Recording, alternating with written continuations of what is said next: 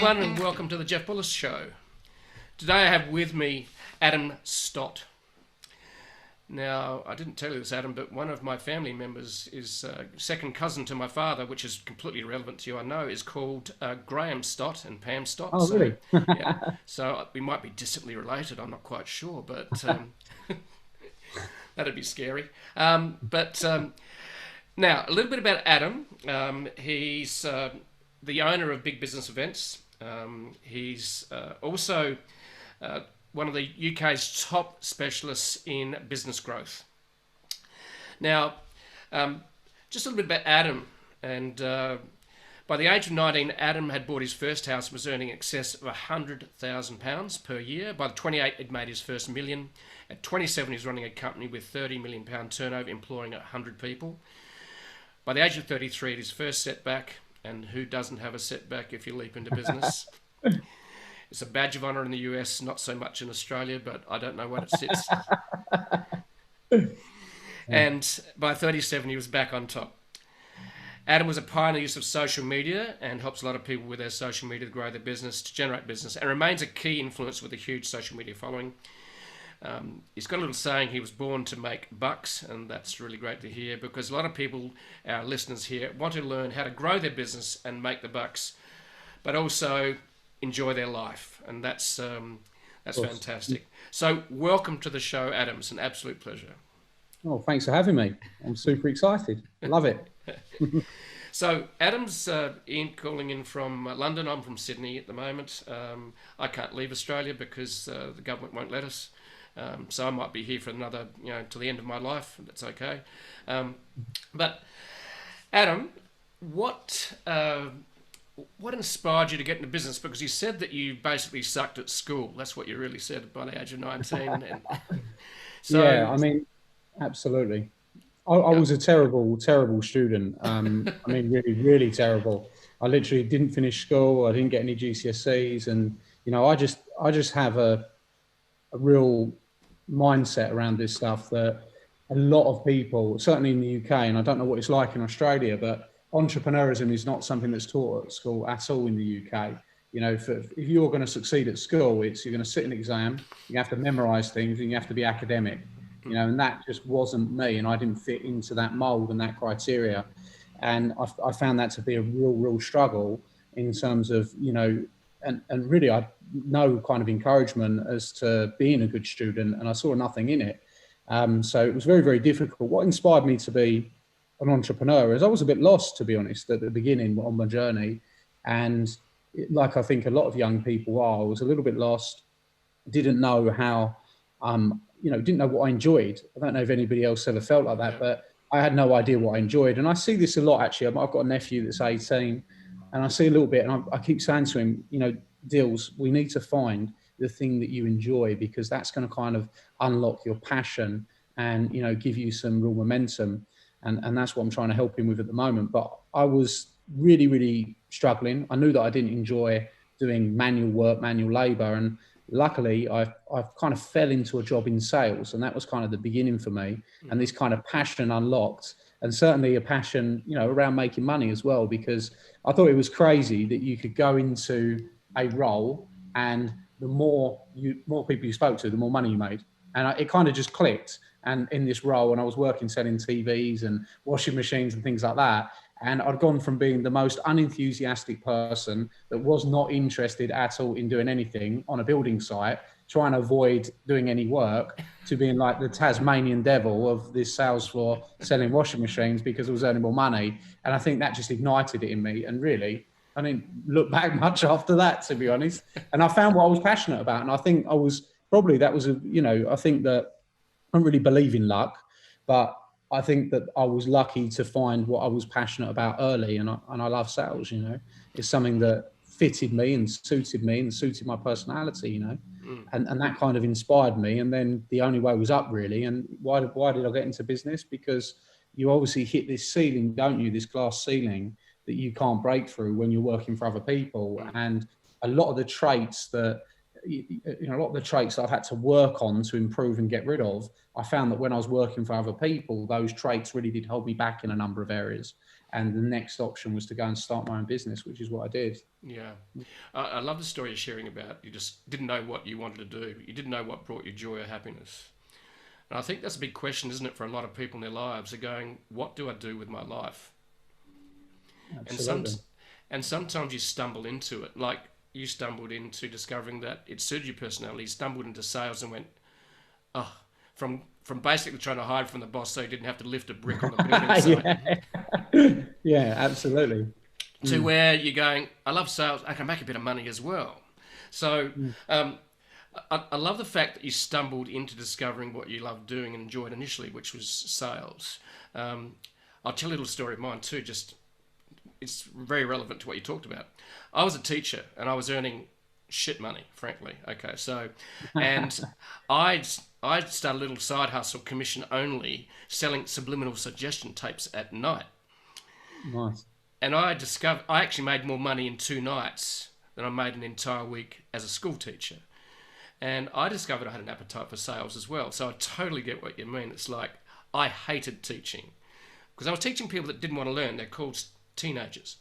Yeah, I So, know. and you were maybe one of those. Yeah, 100%. I was one of those, You would and have I been, think that sums it up. I think you just summed me up in that. That's my beginning stages. I was a rebel teen that didn't want to learn, and I didn't see any incentive in it. I think we've got to find a way to actually connect with that kind of age group. I think in the future in some way, because what they want you to teach them probably is not relevant, is it?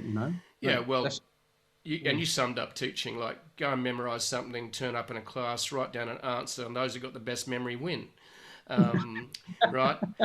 And you know what? There's actually a tool for that now. It's called Google. Right? yeah, yeah.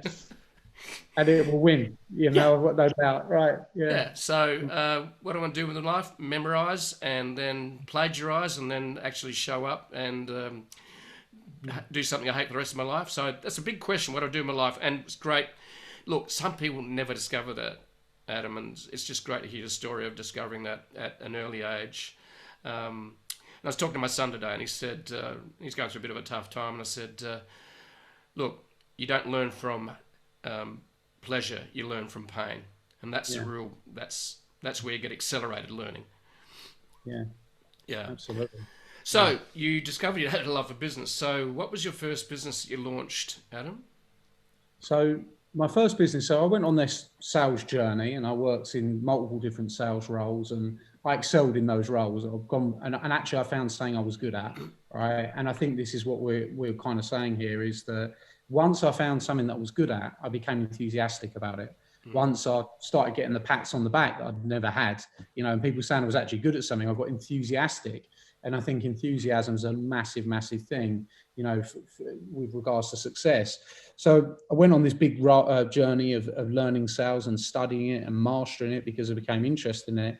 And then it became natural for me to then go and start my own business. And I started my first business in 2008. And when I started my first business in 2008, you just won't believe the irony. It was a finance business, right? In the global crash of a financial crash in history, I had started a finance business in 2008. And literally the principle of that, I'd been working in automotive and I'd been working for BMW. I was in a very highly paid job. I was the top earner in pretty much in the country in that role. And I was still very young. And I was, I had a brand new car every 3 months, and I quit that, sold my house, moved back in with my parents, moved back in my mum's, and I worked from a spare bedroom to go and start this business. And literally, I had the money from my house, about 50,000. So I backed myself to go and build this business. And literally, this 2008, this financial crash come in, and I just saw the money withering away. And I knew I had to change. I knew I had to do something differently. And that was kind of my first challenge in terms of running a business. And it was a major challenge, right? And I always remember, I had a conversation with one of my mentors at the time, and he kind of said to me, look, because all there was in the news was the economy, the economy, the economy, the economy. And this has been a good lesson that served me well. And my friend Chris said to me, Adam, look, everybody's talking about the economy. Because I was kind of coming up with these excuses. Well, my business is not going to work because of the economy. I started at the wrong time. I was just unlucky, and Chris said to me, Adam, look, this is the reality. He said, you can choose whether you want to participate in the economy or not. And I said, well, what do you mean by that? He said, well, when you're in a recession, all that means is you've got backwards growth in the country, right, over 2 quarters. He said, but however, he said, has your business gone backwards over the last 2 quarters?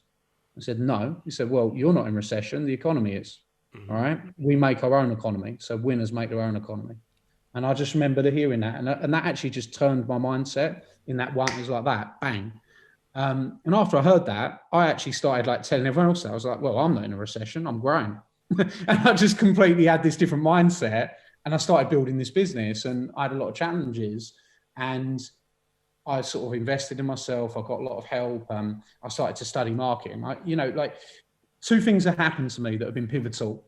Right. One was discovering sales, right? And this is the thing. I've never in my life met a great business owner or a millionaire, and I've met hundreds and hundreds. I've interviewed massively successful people. I've worked with successful people, got really successful friends.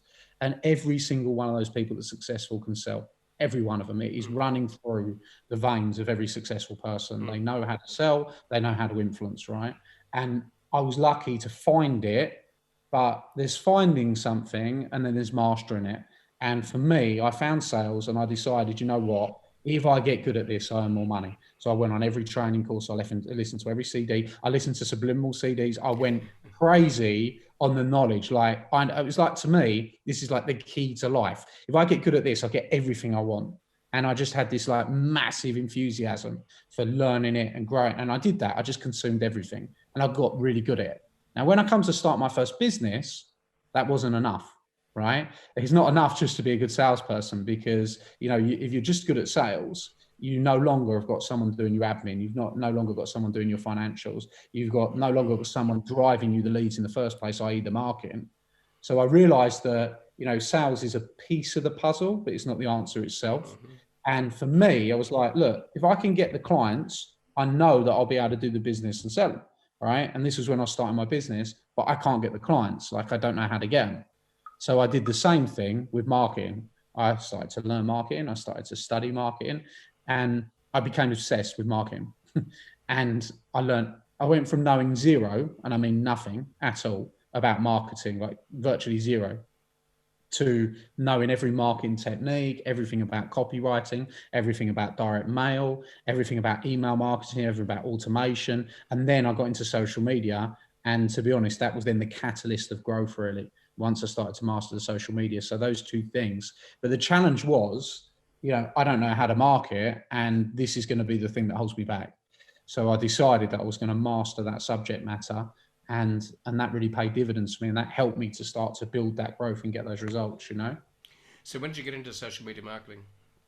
So I started my first business. I started in 2008. At the time, it was a financial business. It was called Big Financial. I realized that I wasn't going to be able to run a financial business in a global crisis. So I transferred that from Big Financial, same company. I turned it into Big Cars. So I made this kind of metamorphosis into a car business.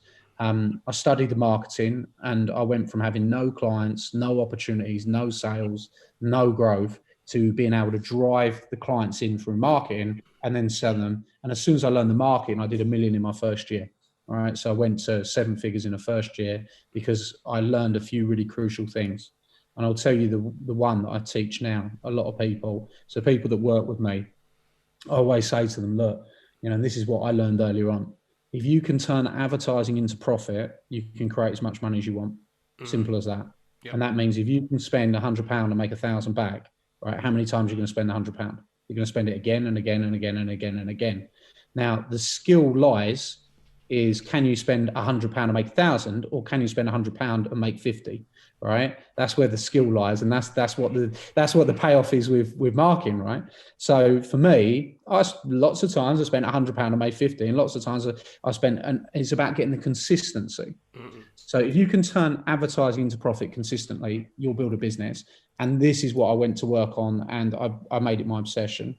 And from there, I built the business the next year to 2.9 million, very profitably. The next year we went on to 4.3 million, again, very profitably. And then I grew it to 6.8 million. And at that stage, we were really profitable. We were smashing it. We were doing great. And then I had another year where I didn't grow. And the reason I didn't grow is because at this stage, not only did we not grow, the turnover pretty much stood the same. And this happens, we hit a plateau basically, and the profit went right down. So I don't know if you've ever had a year in business like that, but that year in business for me was almost heartbreaking. And the reason I say that is because you always say, well, it's not heartbreaking, but for someone that loves challenge, you feel like you work a year, you work extra hard, you put all the time in, you put in the effort in, you don't grow and you make less money. You know, so it's just like you've wasted a year of your life. But now I realise differently that that year of my life was a big learning curve for me, because I wasn't going to be able to grow anymore unless I put the right structures in place, and unless I raised the right amount of finances. And I went to learn that and grow that. And then we grew to 14 million, and then it was like 24.8, then 33.9 to 40 million. And that journey, that business, was just all the way up. And really for a couple of reasons. One, we marketed better than anyone else. So I grew the largest social media following in the world in that industry. And we marketed so well that we were so well known. We built business so fast. And along that journey is when I started to getting into coaching and helping other people, because I was all over the media. People were like, this business is disrupting. I mean, we're in the 1,000 businesses to inspire Britain for 3 years running. We're in the Sunday Times Fast Track 100, fastest growing businesses in the UK. I was featured on magazine covers, TV. I did a TV program called £1 Million Motors, which was a great TV, like a TV show that I participated in. And I was just everywhere. You know, it was just growing. And that's kind of what happened with the journey of the business. And, you know, then as I hit my first hurdles. But what happened prior to that is I started speaking. And one of the things that happened is I actually fell out of love with that business. And the reason I fell out of love with that business is kind of what you said when you came on to the beginning of the podcast. You talked about life balance. You talked about, you know, people wanting the success and the results, but also wanting to have the right kind of life to go along with it. You know, at that point, I was 30 years old, 31, 32, you know, that kind of age. And I had 120 staff. I had 5 sites. I had immense amount of stress. You know, my cash flow was, look, we need £1 million in the next week, right? Every week to get through it. And this had happened to me in 7 years. Like, you know, I'd gone from being broke to managing over £1 million a week in money within 7 years. I mean, it's quite a journey, isn't it? Do you know what I mean? Yeah. And it was stressful, you know, and I felt that. And then what happened was I got introduced to this world of speaking. And the reason I got introduced to the world of speaking, I don't know how much time we've got, so I don't want to. We're good to go. Yeah, okay. But I don't want to kind of go off track. But what happened was I started to do some innovation style things.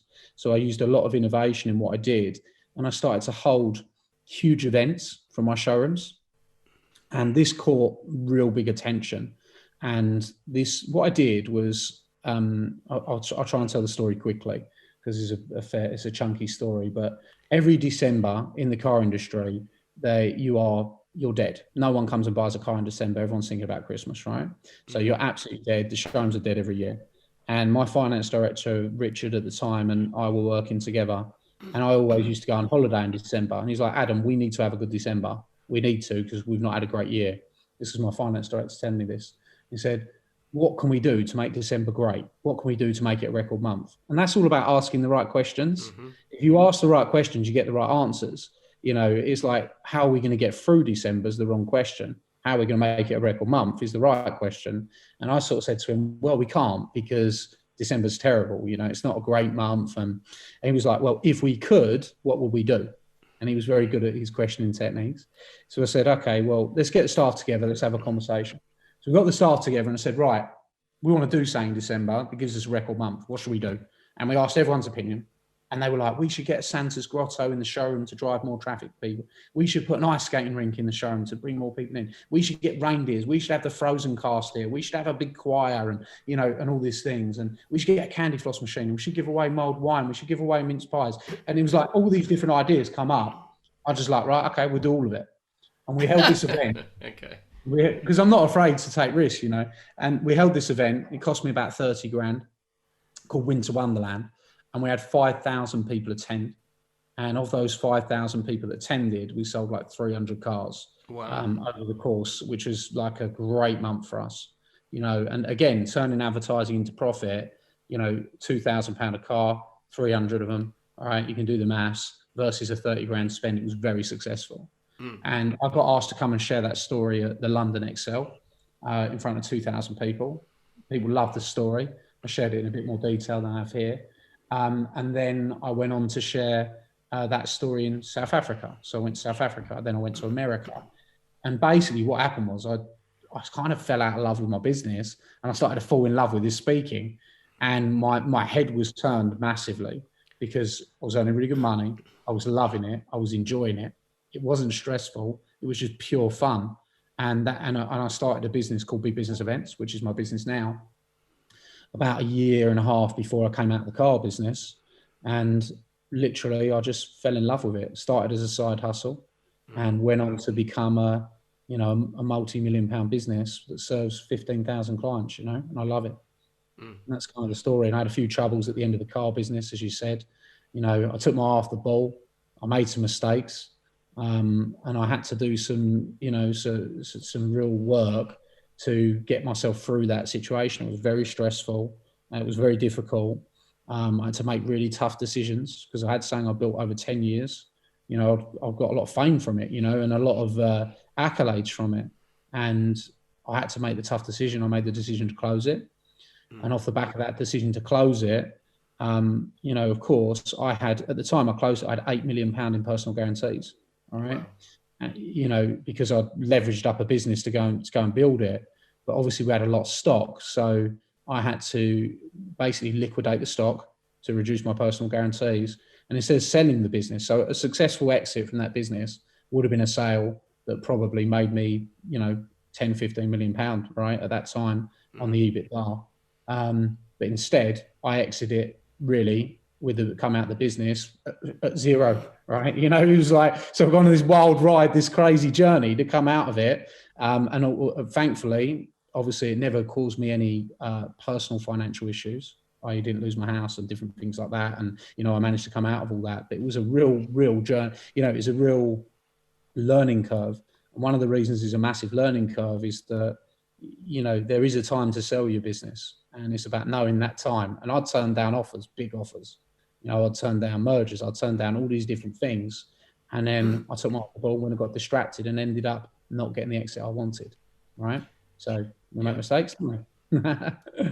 Well, we all do. But I think the thing that we've got to consider is that we got to learn from those mistakes. And that's the real challenge. Absolutely. Yeah. Yeah. That's what makes me really good with my clients, because I've seen the mistakes. You know, I helped another automotive business, a guy called Cam. I was actually out for dinner with him last night. I helped him take a business from £40,000 a month he was doing in the UK. He's now doing £500,000 a month. So he's doing like £6 million a year, and learning the same, you know, putting those lessons in place and stuff. So I've done it many times with those businesses. So in business, you know, what were some of the resources and mentors that helped you along the way? So this is the ironic thing, right? When I started out, I really didn't believe in coaching. Like, I mean, I really did not believe in it. Okay. And I had coaches come and see me. I had people like want to talk to me. I was like, totally like, no. Now, what I didn't realize, which I realize now, is that I had an ego, okay, at the time, and I was a bit egotistical, and I had something to prove in my own mind that I wanted to do it all myself. And that is a very dangerous thing, all right? And that's how I was, truthfully. So what happened was I went over to America. When I started working in America, and I met a few people that had rapidly grown. And not only had they grown in their acumen, their knowledge, and their business, they've grown as people. And what I actually saw, and I saw firsthand, you know, I saw someone in particular that I knew that was a speaker that had gone on to be incredible. Like, I mean, he was incredible. And And I saw that he basically had a continual transference of knowledge. And that transference of knowledge was people that had already done what he wanted to do, and they were transferring their knowledge to him, and he was growing and he was becoming more powerful, all right? And he was getting better results. And it woke me up and thought, wow, why am I not doing that? Why do I think I know it all? And I started to invest a lot in coaching. I've had tons of different coaches. It's always the fastest way. There is no faster way than coaching and mentoring to get you what you need to know. Like, this is the reality. Anything that anyone listening to this wants to do, it's 100% possible. All you need to do is find someone that's already done it and ask them how they do the same thing, right? And if they have got, and they're a good coach, if they're a good coach and they're a good mentor, and they allocate the time to you and give you that time, then 100% you'll be able to replicate the result. I've just seen it so many times. And now this is what I do. And I've seen it in my clients. And you obviously have different types of clients. I have clients that I can say, right, you need to do this. And it's bang, it's done. And they get results instantaneously.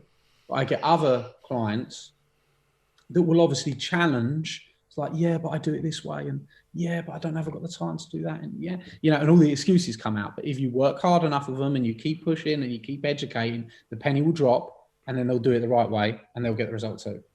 But you need that kind of persistence. So for me, I've had loads. Richard, who was one of my finance director I mentioned, was a great coach to me. I had a coach called Marco that helped me with my really on the financials and the business numbers. He was very good at that. I had a speaker coach. I've had several speaker coach, Dana, a guy called Damien as well, trained me on public speaking. I've had loads, and they've all got every investment's been worthwhile. Yeah, you certainly need guides along the way, don't you, to help you, Yeah, 100%. take you by the hand. And yeah. Now, so the other question I had, so you're a specialist in business growth, obviously, and you've learnt by your own experience, Yeah. by doing. In fact, not by going to school, but by doing. Definitely not by going to school. Yeah. So, big business events, which started as a side hustle, and we're going to touch on that as a separate little section after we finish this main podcast. So we'll leap into that once we do that. But so the business growth, is that a consultancy along with social media as a separate business to big business events? Yeah, so for big business events, we hold events, and they are based there for people looking to start and grow businesses. We hold those events in person. We hold them online as well. We hold a really popular social media event that I do online called Social Media Domination. And with that particular event, I show people my strategy of what I've used in the car business, what I've used in my events business to take it to a multi-million-pound business. What I've used with all of my clients' businesses is a 4-step strategy. That 4-step strategy is really easy. It's really repeatable, and it works pretty much every single time. And I go through that on that webinar that I do. So we'll do online events and we'll do in-person events. And from that, we offer further trainings. Now, the further trainings, we do training and coaching. So training is you can attend a 3-day event and spend 3 days with us and learn either the social media machine or the business machine. We have 2 3-day trainings. The social media machine is how do you turn your social media into a machine that delivers you clients consistently, sustainably, and how do you turn advertising into profit? The business machine is the setup of the business. How do you set up a business in a way that it works like a machine and produces you profitable results? So we have those 2 3-day trainings.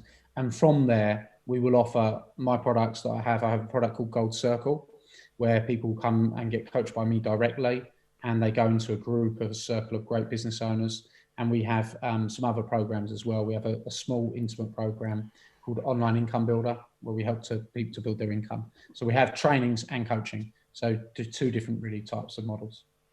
Okay, that's fantastic. So business growth is really important, because if you don't grow, you die, as we know.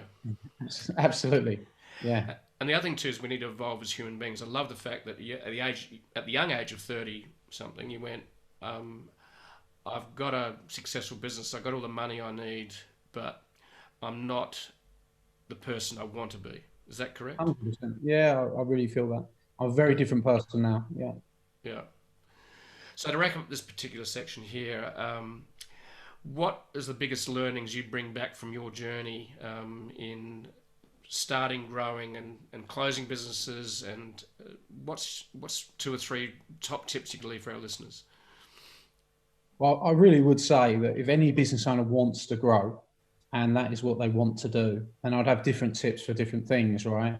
If someone, let's say the context is someone wants to grow a business, I would say you have to master that advertising into profit, because you can take any business and you can grow it. Exactly. And you can grow it rapidly. It's really, and I think that's almost a fundamental law of business. If you get that right, you'll get results, right? No question. Mm-hmm. But it's a bit of a journey to get it right. But once you get it right, you'll crush it.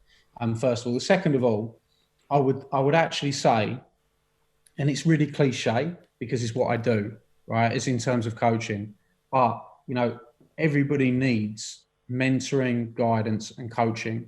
If you find the people that have done what you want to do, right, and those people are the right people to share, and don't be afraid if they're not, just keep searching, right? And if you search out the right people and they will share with you, you will find that transference of knowledge can get you incredible results, all right?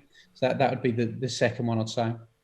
And number 3 is I'd say, please, please, please, just take more action, right? Is, as we mentioned kind of at the school, you've got a left brain person, you've got a right brain person.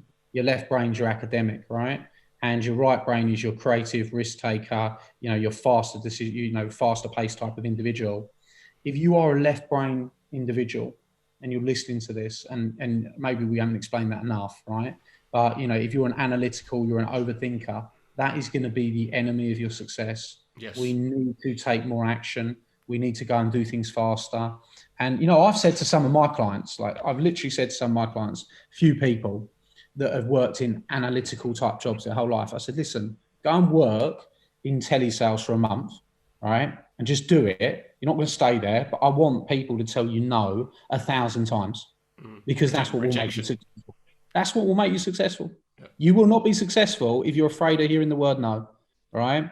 So you literally have to go out there and you have to be relentless. And if you are relentless, you will create success and you will create results. Now, for a left brain person, that's terrifying. For a right brain person, it's like, great, Adam, I'm in, let's do it, right? But for a left brain person, it's like, oh yeah, but what if I fail? What if I don't say the right thing? What if this happens? What if that happens? What happens?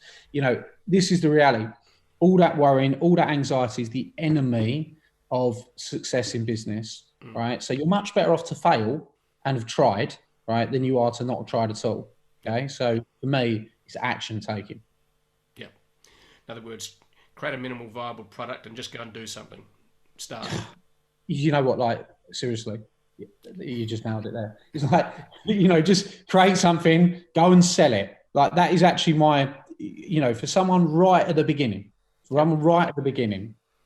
create something and go and sell it, and actually give that a proof of concept that people will actually buy off you and buy your products or service. You go and read any successful autobiography in the history of, the world. What happens? You've got Richard Branson starting selling CDs out of his boot. You've got Alan Sugar selling, fruit and veg at a market, because it starts in that way. It starts with the creation and the sale. And that's what builds your confidence, right, to go then and succeed. So, yeah, I agree with that. Mm. There's another term I've heard used, and I really love the fact you're just saying, do something, act, test it, see whether the market wants it. And the other term I've heard, which has been floating around for a while now, is a minimal lovable product. A minimal lovable, yeah? Yep. Does your customer love it or not? Okay, instead of vibe. So I rather like that. So just to finish up the podcast section here, how do they find you, Adam? What's the best place for them to get in touch with you and the business and help people grow? My Instagram is at Adam Stott Coach. That is the one I run myself. I've got obviously every social channel, but I respond to every message. So if every single message that comes in, about 100,000 people on there, but anyone that sends me a message on Instagram always responds. So if you want to get in touch with me, get in touch with me on there. I make a point of going back to everybody. And, there's obviously options for my free webinar on there. There's options for my free planner on there. I give away, I haven't got one to hand, but I give away a free business growth secrets planner, which is incredible. It's another thing that you can go and get and stuff like that. So there's some bits, but get in touch with me on Instagram. I'd love to help you and hopefully have added some value to you through this talk with Jeff, which I really enjoyed.